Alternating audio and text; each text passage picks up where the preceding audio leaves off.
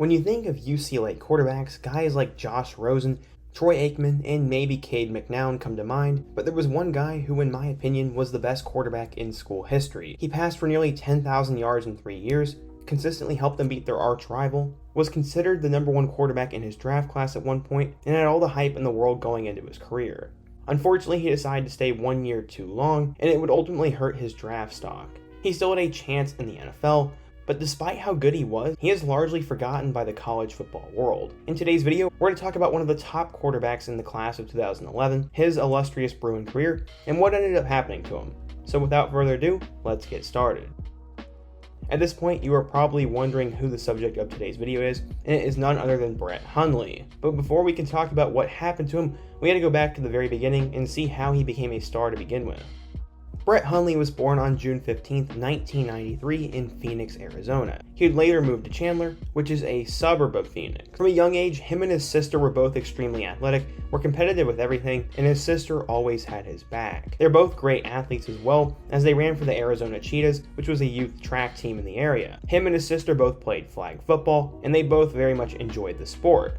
Unfortunately, when tackle came along, his sister was not allowed to play, but Brett was a great player. She would still cheer him on from the sideline, and the two were as close as can be. As you can probably sense, something goes wrong. When Brett was 10 years old, he watched as his sister had her first seizure and she was diagnosed with epilepsy. Because of that, she has been left with a separated right shoulder over 130 times in her life, and the Hundleys spent both her 19th and 20th birthday at the hospital. This definitely fueled Brett to be the best player on the field he could possibly be, as she could no longer play sports because of that. His dad always said that Brett was great, but the sister was the best athlete in the family, and by the time he had gotten to Chandler High School, he was a pretty big name. He had blossomed into one of the top quarterbacks in the class of 2011 and was actually coached by a pretty legendary dude named Joe Montana. Brett said, quote, "I'm just a high school quarterback and Joe Montana has already done all the things that everybody else in the sport wishes they could do." Sometimes when he was talking, I'd be like, wow, I'm getting coached by this guy. Brett was obviously talented, but Montana probably rubbed off on him,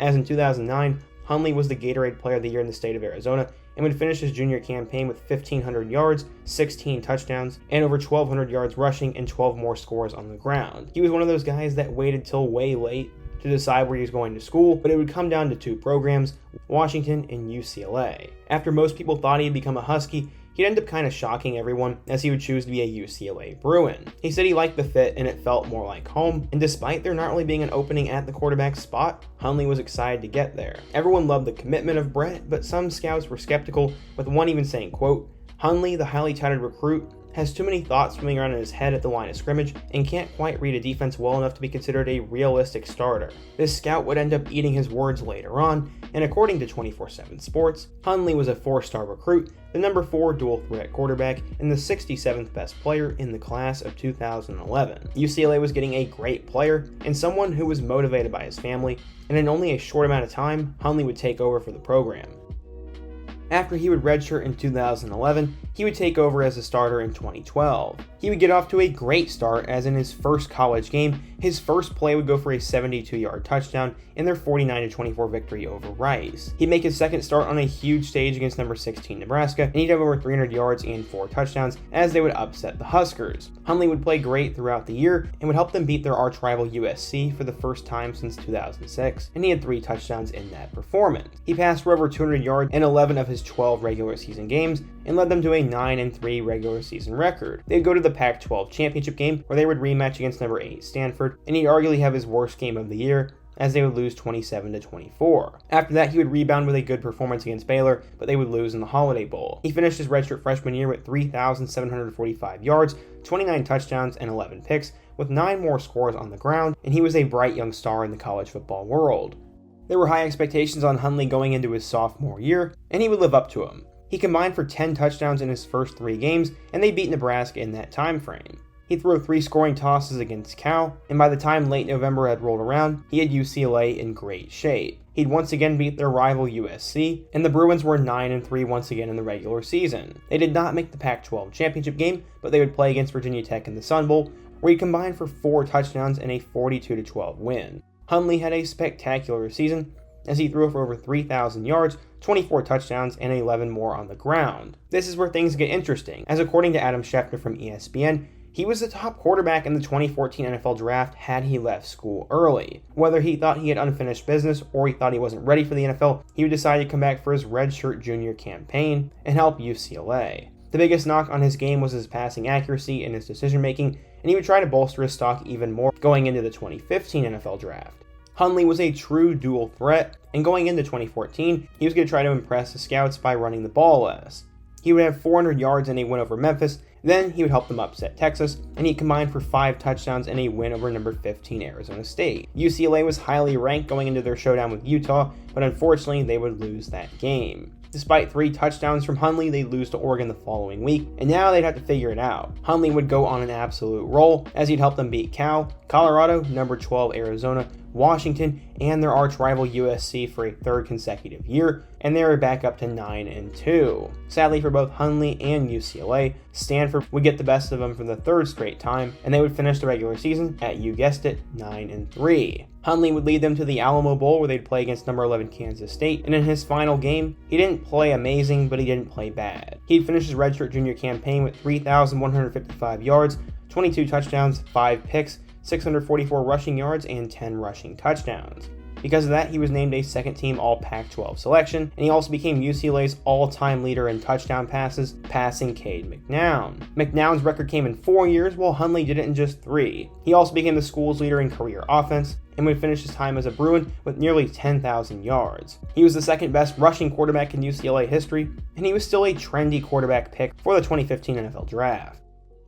Hundley would get selected a lot later than many people expected, as he was taken with the 147th overall pick in the 5th round by the Green Bay Packers. He would have 10 total passing attempts his rookie year, but he was named the backup going into 2017. This is when he would actually get a chance to play, as Aaron Rodgers broke his collarbone in Week 6. Hundley would start his first career game against the New Orleans Saints, and he'd go 12 of 25 for 87 yards and not a single touchdown. He would throw his first career touchdown pass as a starter against the Chicago Bears, and would also lead them to overtime wins against the Tampa Bay Buccaneers and the Cleveland Browns.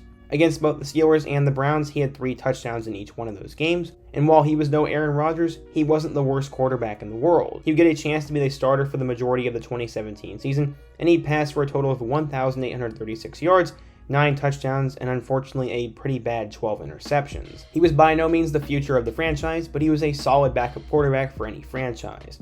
Because of that, to the Seattle Seahawks for a 6th round pick, where he became the backup there. In 2019, he'd go over to the Arizona Cardinals, and he'd be the backup to Kyler Murray and would help mentor him. He would actually appear in one game, as when Kyler would go down with a hamstring injury, Hundley would pass for 49 yards and run for 35 yards. In 2020, he re-signed with the Cardinals, and unfortunately for him, it does not look like he will be picked up as a backup quarterback going into 2021. His NFL and football career may be coming to an end, so what exactly went wrong for Hundley? Well, the first mistake he made was not leaving after the 2013 season, as his stock was really high. He could have made a lot more money and could have been with a better coaching staff. He would get a chance to be a starter in the NFL though, and he just could not take advantage of the opportunity.